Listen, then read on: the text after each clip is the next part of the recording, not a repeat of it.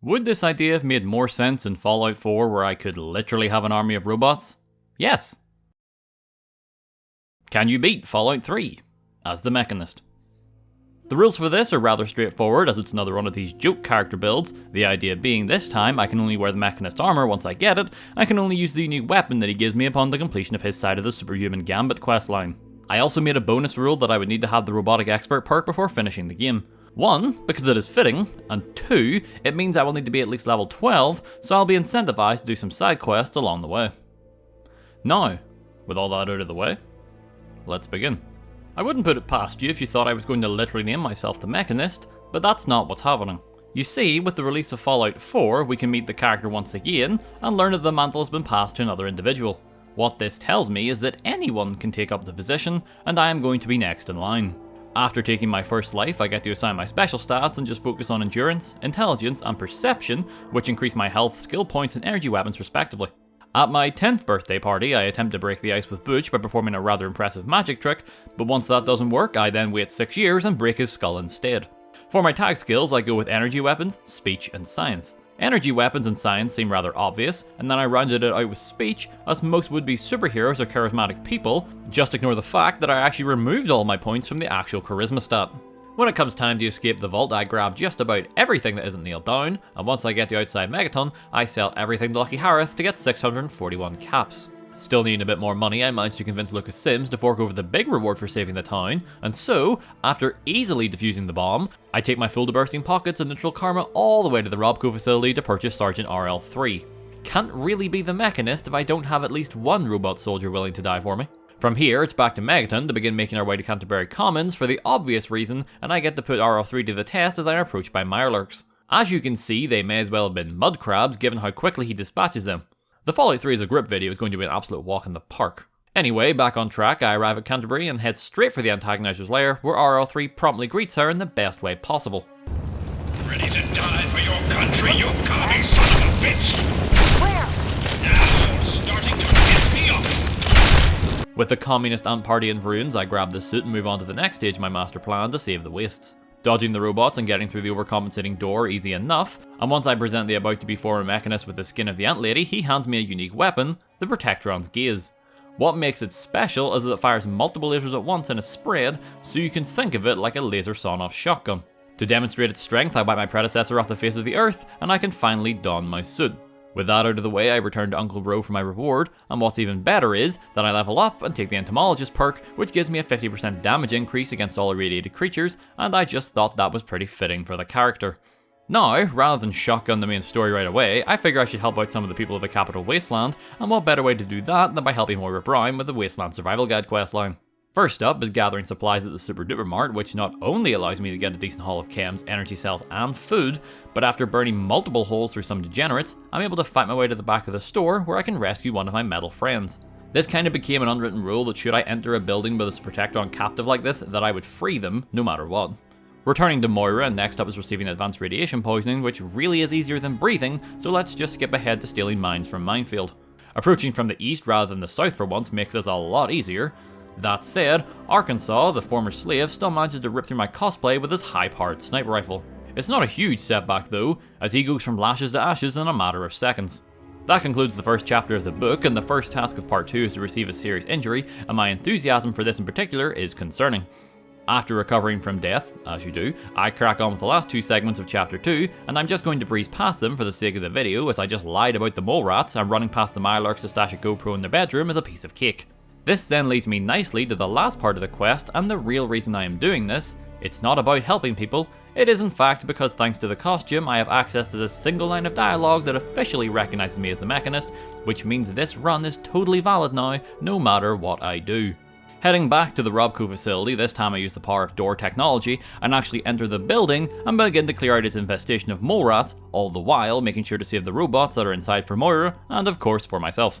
As I'm in the area, I head over to Tenpenny Tower to buy an absurd amount of energy cells from Gustavo, and once our transactions are concluded, I use his boss as target practice. Tenpenny is fairly evil, so don't worry about this. After giving Alistair the gift of flight, I head for my next task, which is the Arlington Library just behind the Citadel. This of course has me come into contact with the Troll Raiders, but like most living things, multiple lasers fired in their general direction is able to put them down before they can think about doing any real damage. Right before getting to the library, I find a Brotherhood soldier fighting a super mutant brute. Naturally, I intervene for the experience, and I'm a little shocked by how fast I'm able to melt through the big green man.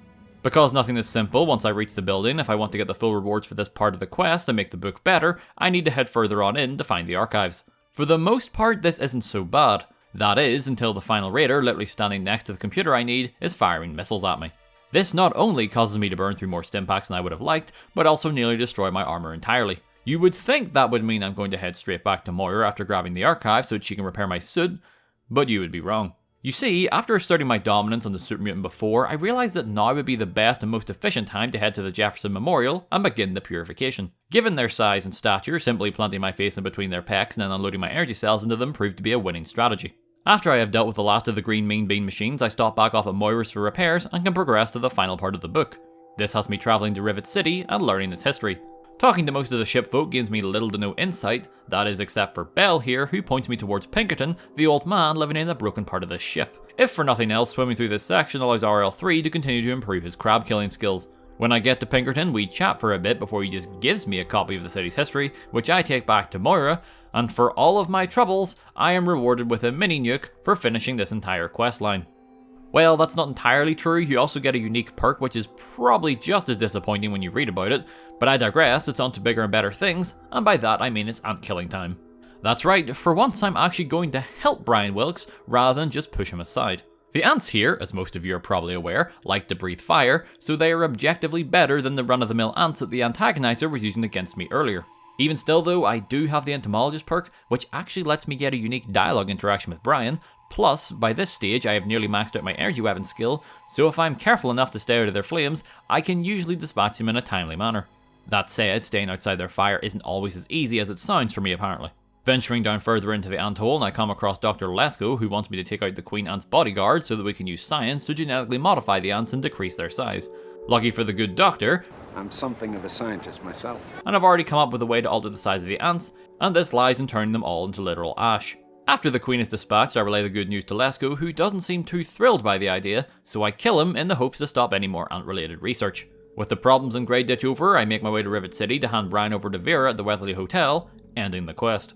With that out of the way, I could head straight for Smith Casey's, but instead I headed down to the metro station, you know, everyone's favourite part of Fallout 3, so that I could head for the Galaxy News radio building. The mole rats and Feral's bare skin act as a poor protection against my laser shotgun, so nothing to talk about down here. The mutants outside, however, seem to pose more of a threat. This is mainly due to the fact they are much better equipped than those I encountered at the Jefferson Memorial, and because I already grabbed the holotips there, Sarah Lyons and the Brotherhood are not here to back me up.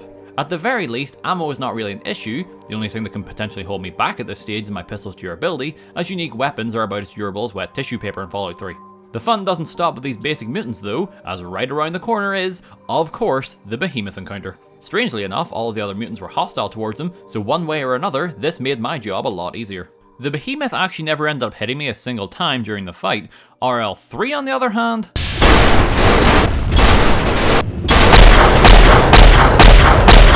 had it a little rough. Thankfully, he is made of pretty sturdy stuff, that being patriotism of course, and is able to tough it out through the big man's combos until I can finally put him down for the count. I then make my way to Cerberus where I offer to help him with his satellite dish problem, and in return, he lets me heal my bullet wounds on his bed. Before throwing myself at more mutants, I do the rounds at Crater Side Supply and Tenpenny Tower for more ammo and repairs, as I honestly can't get enough of either right now, repairs especially, until I max out that skill. Like a lot of missions in Fallout 3 now that I think about it, this just involves a lot of murder in an old rundown building, while I grab an item of some importance for another character.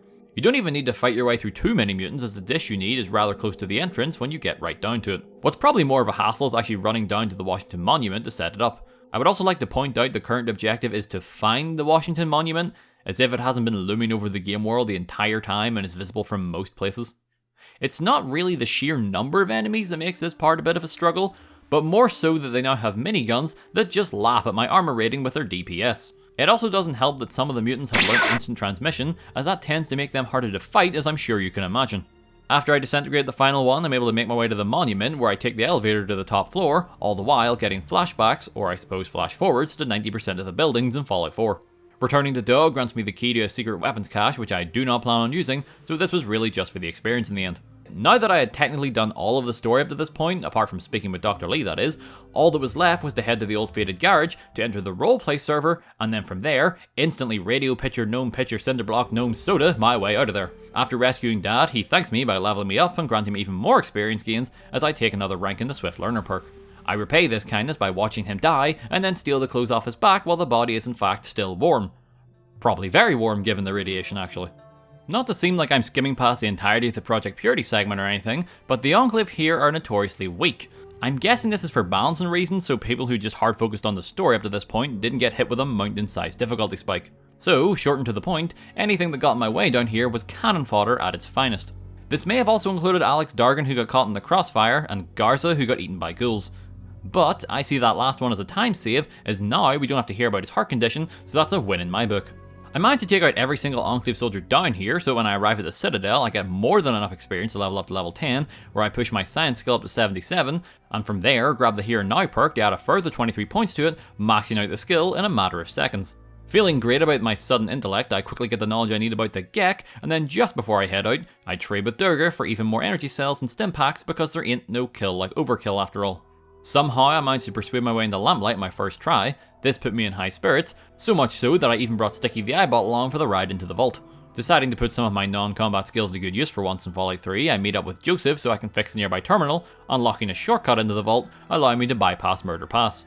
For some reason, the task of travelling from the Citadel to Vault 87 gets you an absurd amount of experience, so after melting a few more mutants, I reach level 12 and snag myself the Robotic Expert perk that I can guarantee you will be completely useless for the rest of the game. As me, Sticky and the Sergeant fought our way through to Fox, I once again put my science skill to good use by terminating all the experiments before setting off the alarm, just to make things a little less cramped on the way back. I may also have seen into an alternate timeline where Fox mysteriously perished in his cell. Not that it would have mattered, as in the end we ran out ahead of Fox and cleared the way ourselves. I even got impatient and picked up the Gek, although not before seeing if RL3 can make use of that claw arm of his. Somehow when the Enclave flashed me they don't stop to fight RL3, and now it's time for a President-funded prison break. Sadly, the armor got destroyed and cannot be worn during the escape, which leaves me in just a helmet, but I'm able to make do, as may I remind you the Enclave are a complete pushover in the base game of Fallout 3. When I reach the President, I manage to somehow convince him to kill himself twice, with the power of persuasion and then science, so that's certainly a new one for me. In a weird twist, after I fight my way out, I am greeted by Sticky, and no one else. I'm certain that I loaded back and that Fox was still alive, so no clue where he ended up. As for RL3, well, he's back in Canterbury Commons, but getting him back isn't so simple as I require a neutral karma, and thanks to my good deeds, that just isn't the case at the moment. I know what I have to do, but I don't know if I have the strength to do it. His name was Joking Joe, and he went all around over here. This may not seem like a very Mechanist thing to do, but in the end, the one who came before me probably would have inadvertently ended up causing the deaths of the people in the long run, so really, I'm just speeding up the process. Sure enough, this works, and he once again follows my orders.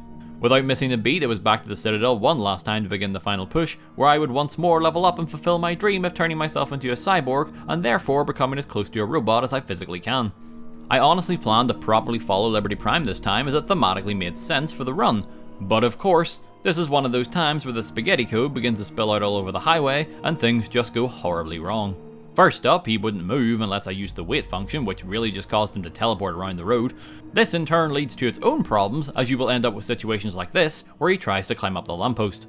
I would like to say that after this things got better, but less than 2 minutes later, Prime quite literally phased into a building. This meant I had to clear out all the Enclave myself until I could wait for him to advance far enough to take out the final barrier. As soon as he does, me, Sarah Lyons, and RL3 easily make our way to the Rotunda, where I take down Autumn and his bodyguards with no problems whatsoever. This of course leads into the pointless sacrifice, but thanks to the power of post-launch updates and broken steel, I can give RL3 one final command to enter the chamber, enter the code, completing the final mission, finishing the game, and proving yes, you can indeed beat Fallout 3 as the Mechanist. This was a nice, fun and easy run to do over the holidays. I hope you all enjoyed, and I can't wait to see what new challenges await in the new year. So I'm going to be that guy right now. See you all next year. Regardless, that's going to be the end of this challenge video. If you enjoyed what you saw, consider giving the video a like. And if you're interested in more challenges in the future, feel free to subscribe to try to find these videos out every week. My name's Nerbit. Stay safe everyone. I'll see you all in the next video.